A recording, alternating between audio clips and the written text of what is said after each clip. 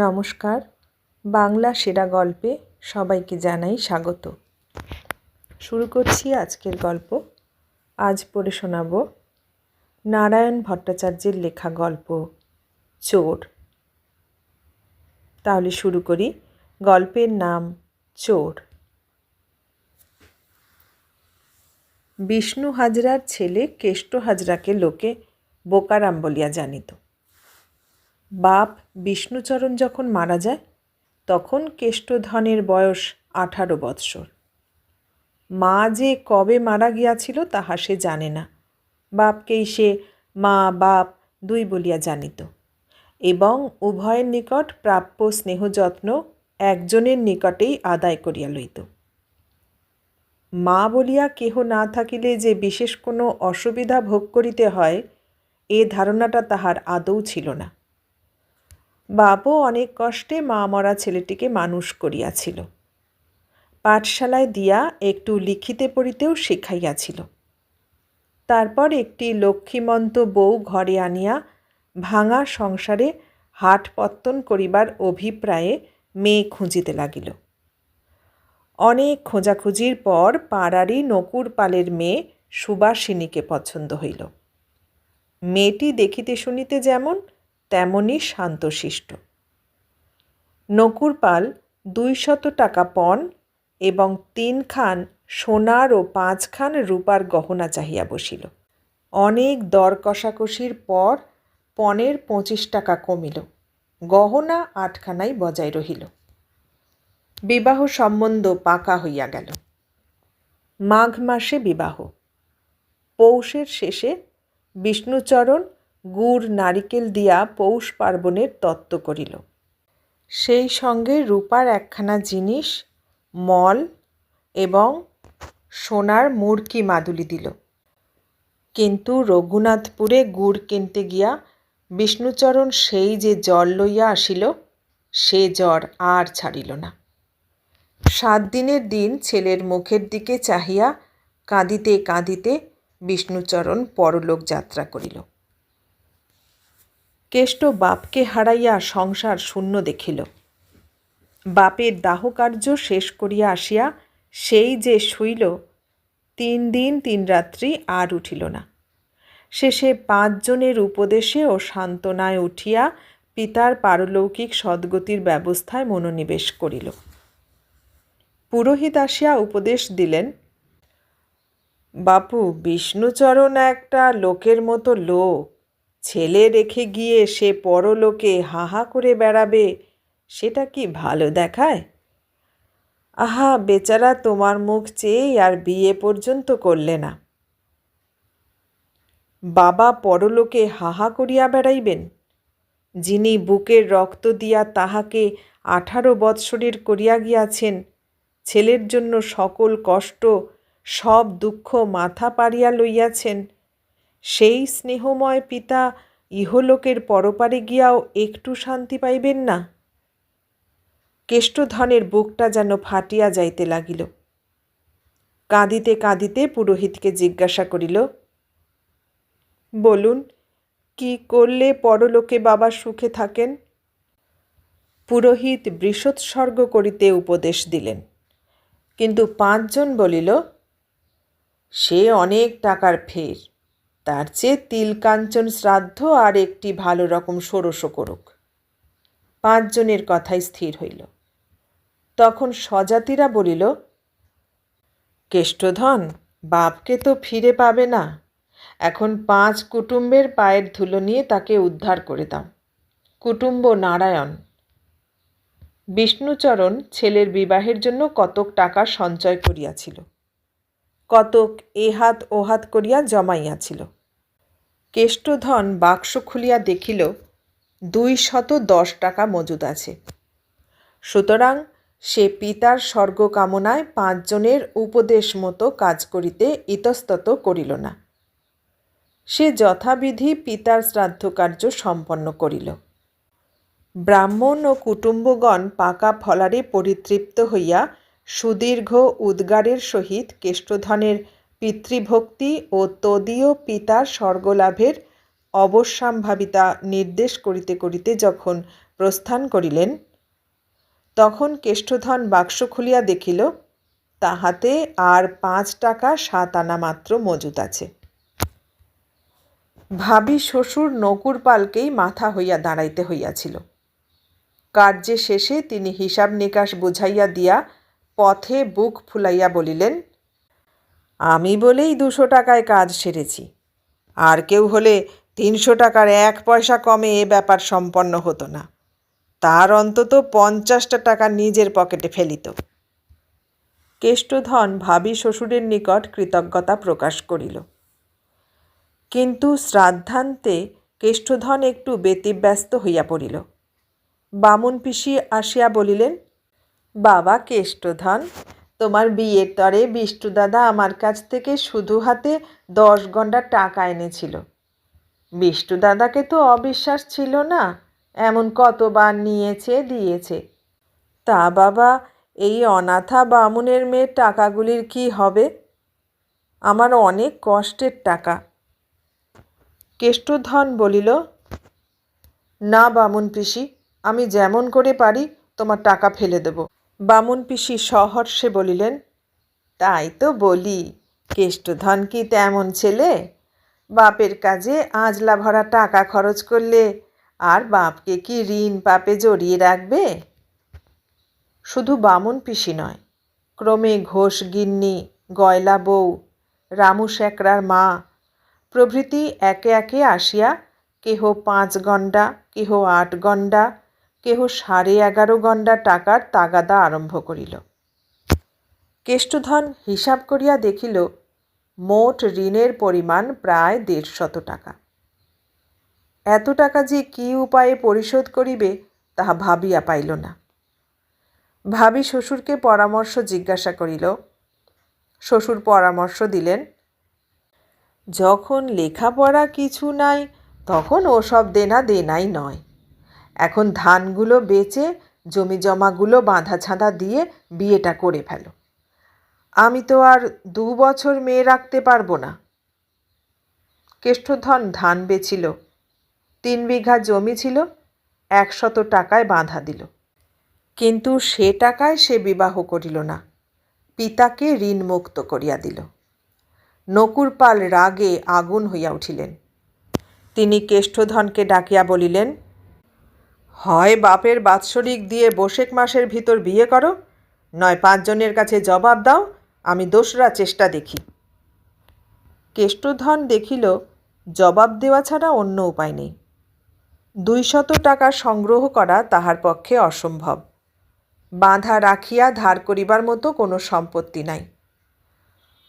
অনেক ভাবিয়া চিন্তিয়া শেষে 5 জন স্বজাতির সম্মুখে জবাব দিয়া আসিল।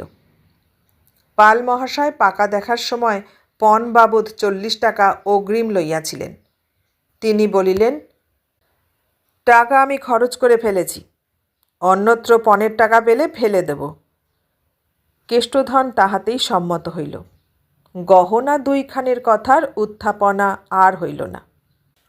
বৈশাখের শেষেই পাল মহাশয় মেয়ের বিবাহ দিলেন, কিন্তু কেষ্টধন টাকা ফেরত পাইল না।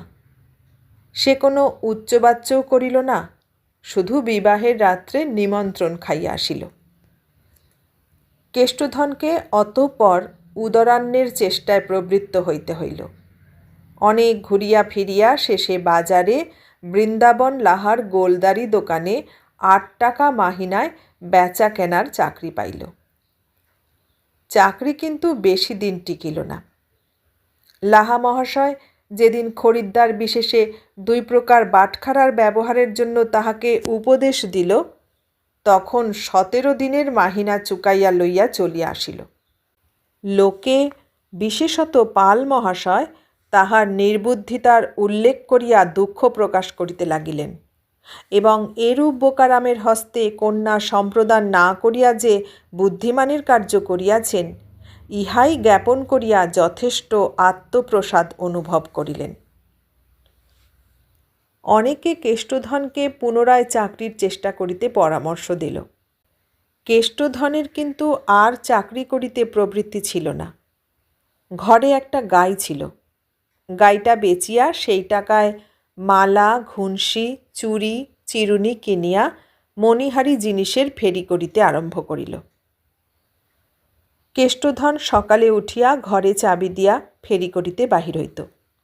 ফিরিতে কোনো দিন অপরাহ্ন, কোনো দিন বা সন্ধ্যা উত্তীর্ণ হইয়া যাইত। ঘরে ফিরিয়া রাঁধিয়া খাইয়া শুইয়া পড়িত। পাড়ার বা গ্রামের লোকের সঙ্গে তাহার কোনো সম্পর্ক ছিল না। তথাপি তাহার নামে পাড়ায় পাড়ায় যথেষ্ট আন্দোলন হইত এবং এই রূপে নিজ কার্যে প্রবৃত্ত হওয়ার জন্য তাহাকে যথেষ্ট নিন্দা করিত। হাট হইতে ফিরিয়া কেষ্টধন রান্না চাপাইয়াছিল। শীতের সন্ধ্যাটা যেমন স্তব্ধ তেমনি অবসাদময় হইয়াছিল। আকাশ থমথমে মেঘে ভরা। উত্তরে বাতাস নৈরাশ্যের গভীর দীর্ঘশ্বাসের মতো হু হু করিয়া বহিয়া যাইতেছিল। কেষ্টধন ভাতের হাঁড়িতে চাল দিয়া উনানের পাশে বসিয়া তামাক টানিতেছিল আর গুনগুন করিয়া গাহিতেছিল, পার করো বলে ডাকছি বারে বারে, মাঝি বেলা গেল সন্ধ্যা হলো, যাব দেশান্তরে, পার করো বলে। কেষ্টদাদা! গান বন্ধ করিয়া কেষ্টধন তাড়াতাড়ি উত্তর দিল, কে, সুবা? সুবা ওরফে সুবাসিনী উত্তর দিল, হ্যাঁ, তুমি কি রান্না চাপিয়েছ কেষ্টদাদা? কেষ্ট বলিল, হ্যাঁ, কেন রে? সুবা ঈষৎ কাতর অথচ ব্যগ্রকণ্ঠে বলিল, একবার আমাদের বাড়ি যাবে? কেষ্ট, কেন? সুবা, আমার ভাইয়ের বড্ড ব্যামো। কেষ্ট হোঁকাটা ফেলিয়া উঠিয়া আসিল। ব্যস্তভাবে জিজ্ঞাসা করিল, কার? ফকিরের? সুবা, হ্যাঁ। কেষ্ট, কি হয়েছে? সুবা, দুপুরের পর হতে ভেদ বমি হচ্ছে, বাবাও আজ বাড়ি নেই। কেষ্ট ব্যস্ত সমস্ত হইয়া বলিল, বলিস কি, চল চল। সুবা বলিল, তোমার রান্না? ধমক দিয়া কেষ্ট বলিল, চুলোই যাক রান্না, চল। সুবাকে পেছনে ফেলিয়া কেষ্ট ছুটিতে ছুটিতে তাহাদের বাড়িতে উপস্থিত হইল। সুবার মা কাঁদিতে কাঁদিতে বলিল, বাবারে, আমার ফকির বুঝি ফাঁকি দেয়। কেষ্ট তাহাকে সান্ত্বনা দিয়া ডাক্তার ডাকিতে ছুটিল। গ্রামে ডাক্তার ছিল না। প্রায় 1 ক্রোশ দূরে রায়পুরে একজন ভালো ডাক্তার আছে। কেষ্টর গায়ের কাপড়খানা লইবারও অবকাশ হইল না।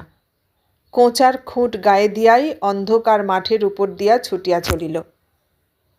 তখন ঝিমঝিম করিয়া বৃষ্টি পড়িতে আরম্ভ হইয়াছে।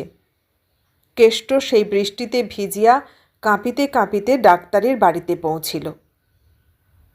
ডাক্তার কিন্তু এমন দুর্যোগে বাহির হইতে সম্মত হইলেন না। কেষ্ট অনেক কাঁদাকাটি এবং 10 টাকা ভিজিট স্বীকার করিয়া তাহাকে রাজি করাইল। তখন ডাক্তার তাহার মাথায় ঔষধের বাক্স এবং হাতে হ্যারিকেনের আলো দিয়া গায়ে গরম কাপড় চাপাইয়া বাহির হইলেন। ডাক্তার আসিয়া রোগী দেখিলেন, ঔষধের ব্যবস্থা করিলেন। তাহাকে বাড়িতে পৌঁছিয়া দিবার জন্য কেষ্টধন 8 আনা স্বীকার করিয়া একজন লোক ঠিক করিয়া দিল। কিন্তু ডাক্তারের ভিজিট ও ঔষধের দাম দিবার সময় বড় গোল বাঁধিল। সুবার মা বলিল, কি হবে বাবা কেষ্ট, বাক্সের চাবি যে কর্তার কাছে। কেষ্টধন বড় ব্যতিব্যস্ত হইয়া পড়িল। সুবার মা নাকের নথ, কানের পাশা খুলিয়া দিয়া বলিল, এই দুটো কোথাও রেখে ডাক্তারের টাকা মিটিয়ে দাও। কিন্তু সে রাত্রে কে জিনিস রাখিয়া টাকা দিবে? কেষ্টধন মাল গস্ত করিতে যাইবার জন্য 16টি টাকা রাখিয়া দিয়াছিল। তাহা হইতেই 12টি টাকা আনিয়া ডাক্তারের ভিজিট ও ঔষধের দাম মেটাইয়া দিল। ডাক্তার চলিয়া গেলেন। কেষ্টধন রোগীর পাশে বসিয়া শুশ্রূষা করিতে লাগিল। সুবা একবার বলিল, তোমার খাওয়া হলো না কেষ্ট দাদা? কেষ্ট সে কথার কোনো উত্তর না দিয়া বলিল, শিগগির একটু আগুন কর দেখি, সেঁক দিতে হবে। কেষ্টধন অনেক চেষ্টা করিল, রোগী কিন্তু বাঁচিল না। ভোরের সময় তাহার সকল যন্ত্রণার অবসান হইয়া গেল। পাল মহাশয় যখন বাড়িতে ফিরিলেন তখন দাহকার্য শেষ হইয়া গিয়াছে। তিনি পুত্রের আকস্মিক মৃত্যু সংবাদে খানিকটা হাহুতাশ করিলেন এবং জাগতিক যাবতীয় ঘটনাই কর্মফল বলিয়া মনকে প্রবোধ দিলেন। তারপর চিকিৎসাদির কথা শুনিয়া আক্ষেপ সহকারে বলিতে লাগিলেন, হায় হায়, এসব ব্যারামেও কি মানুষ বাঁচে? হতভাগা না হোক, কতকগুলা টাকা বরবাদ করে দিলে। ও হতভাগা ছোঁড়াকে ডাকলে কে? হ্যাঁ কেষ্ট দাদা। কেন সুবা, কদিন ধরে ঘরে বসে আছো যে? কেষ্টধন মাথা চুলকাইতে চুলকাইতে বলিল, ঘরে? হ্যাঁ, ঘরে বসে আছি, বেরুনো হচ্ছে না। সুবা মৃদু হাসিয়া জিজ্ঞাসা করিল, আমিও তো তাই জিজ্ঞাসা করছি, কেন বেরুচ্ছ না? একটু ইতস্তত করিয়া কেষ্ট বলিল, বেরুচ্ছি না, শরীরটাও ভালো নয়, মালপত্রও আনতে হবে। সু, আনতে হবে তো আনছো না কেন? কেষ্ট, আনবো বই কি, আনতেই হবে, তারই জোগাড়ে আছি। সু, কিসের জোগাড়, টাকার? কেষ্ট সে কথার কোনো উত্তর দিল না। উনানটা তখন নিবিয়া গিয়াছিল। উপুর হইয়া উনানে ফুঁ দিতে লাগিল। অনেকগুলা ফুৎকারেও উনান জ্বলিল না, শুধু কুণ্ডলি পাকাইয়া ধোঁয়া উঠিতে লাগিল। ধোঁয়ায় কেষ্টর চোখ দুটো লাল হইয়া উঠিল, দুই চোখ দিয়া জল গড়াইতে লাগিল। সুবা অগ্রসর হইয়া ঈষৎ তিরস্কারের স্বরে বলিল, চলো আমি দেখছি, এসব কি ব্যাটা ছেলের কাজ? কেষ্ট সরিয়া আসিয়া কোঁচার খুঁটে চোখ মুছিতে লাগিল। সুবা উনানের ভিতরকার ঘুঁটেগুলোকে বাহির করিয়া পুনরায় ভালো করিয়া সাজাইয়া দিল। তারপর 2-3টা ফুৎকার দিতেই জ্বলিয়া উঠিল। সুবা গর্ব প্রফুল্ল দৃষ্টিতে কেষ্টধনের মুখের দিকে চাহিয়া বলিল, দেখলে? কেষ্ট মৃদু হাসিল। তখনও তাহার চোখের জল শুকায় নাই। কেষ্ট পুনরায় গিয়া উনানের পাশে বসিল। সুবা একটু সরিয়া দাঁড়াইল। দাঁড়াইয়া দাঁড়াইয়া জিজ্ঞাসা করিল, হ্যাঁ, যে কথা বলছিলাম, তো টাকার জোগাড় হয়েছে? কেষ্টধন উত্তর করিল, না। সু, কত টাকা জোগাড় করতে হবে? কে? গোটা 15-16। সু, তা আমাদের কাছে তো 12 টাকা পাবে। কেষ্ট হাঁড়িতে তেল ও লঙ্কা দিয়া সেই দিকে চাহিয়া রহিল। সুবা নিজের কাপড়ের ভিতর হইতে এক ছড়া মুরকি মাদুলি বাহির করিয়া তাহার সম্মুখে দিল। কেষ্ট হাতে হাঁড়ির কানাটা ধরিয়া বিস্ময় বিস্ফারিত দৃষ্টিতে সুবার মুখের দিকে চাহিয়া রহিল।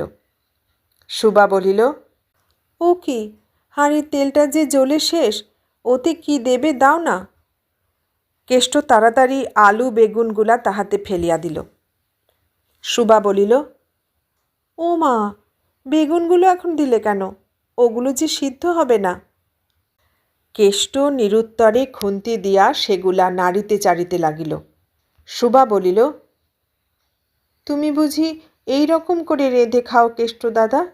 খাও কি করে? কেষ্ট একটু ম্লান হাসি হাসল।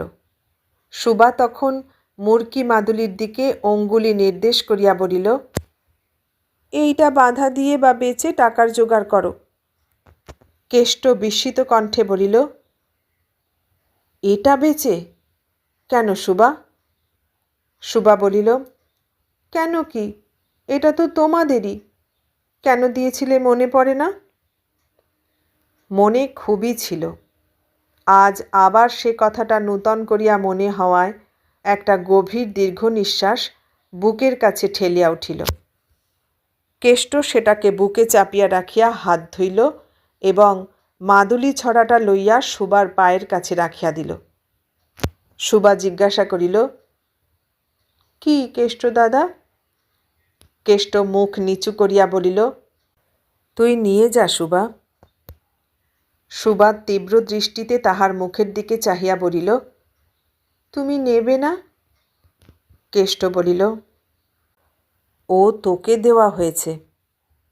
সুবা বলিল, বেশ তো, এখন আমি আবার ফিরিয়ে দিচ্ছি।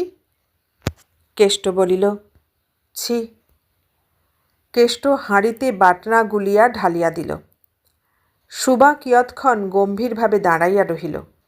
তারপর গহনাটা তুলিয়া লইয়া বলিল, নেবে না? কেষ্ট বলিল, তুই নিয়ে যা। সুবা উঠানে নামিতে নামিতে ক্রোধরুদ্ধ কণ্ঠে বলিল, নেবে না তো ফেলে দেব, কিন্তু এই পর্যন্ত কেষ্ট দাদা, যে রকমে পারি তোমার 12টা টাকা যদি ফেলে না দিই। কেষ্ট ডাকিল, শোন সুবা। সুবা দাঁড়াইল। কেষ্ট হাত পাতিয়া বলিল, দে। সুবা তাহার হাতে মুরকি মাদুলি দিয়া ধীরে ধীরে চলিয়া গেল। কেষ্ট তাহা বাক্সে তুলিয়া রাখিয়া পুনরায় রন্ধন কার্যে প্রবৃত্ত হইল। সেই দিন কেষ্টধন বৃন্দাবন লাহার হাত চিঠায় সহি দিয়া 16 টাকার কর্য লইয়া এবং পরদিন মাল গস্ত করিবার জন্য কৃষ্ণনগরে গমন করিল। বছর 2 হইতে পাল মহাশয় জগন্নাথ গাঙ্গুলির গাঁজা ও আফিমের দোকানটা উচ্চ ডাকে ডাকিয়া লইয়া চালাইয়া আসিতেছিলেন। হিসাব নিকাশে পাল মহাশয়ের তেমন দক্ষতা ছিল না। ইন্সপেক্টর তদারকে আসিয়া কয়েকবার খাতার ভুল শোধরাইয়া দিয়া গেলেন, কিন্তু সেবারে ভুল শোধরানো লইয়া ইন্সপেক্টরের সহিত পাল মহাশয়ের একটু বচসা হইল। ইহার ফলে শীঘ্রই কালেক্টরি আফিস হইতে খাতা তলব হইল। পাল মহাশয় খাতাপত্র লইয়া কৃষ্ণনগরে কালেক্টরি কাছারিতে উপস্থিত হইলেন।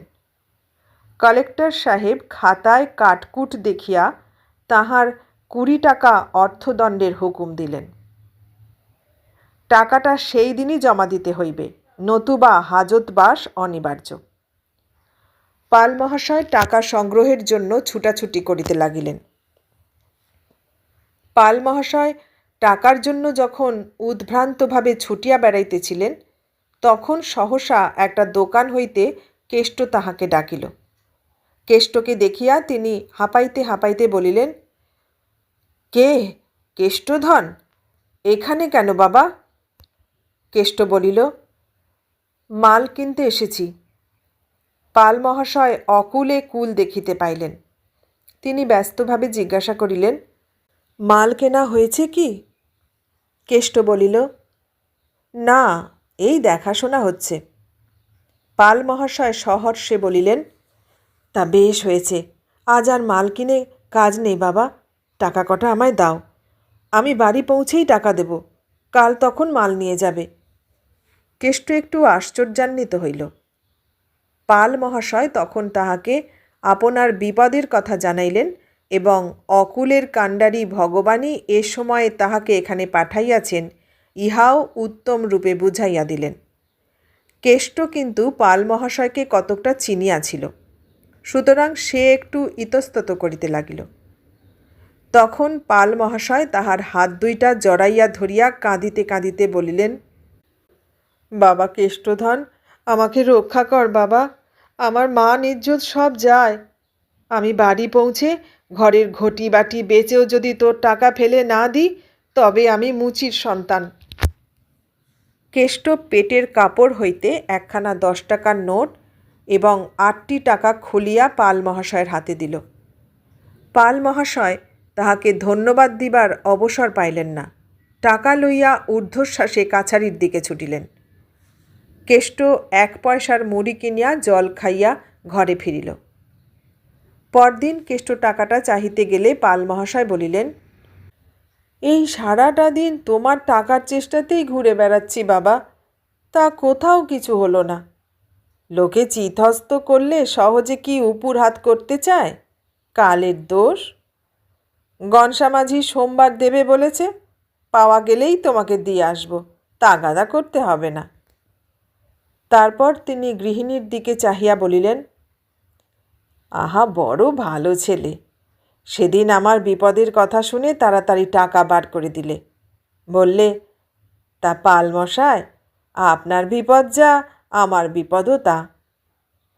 আহা, বড় ভালো ছেলে, বেঁচে থাক, তবু বিষ্ণুচরণের নামটা থাকবে।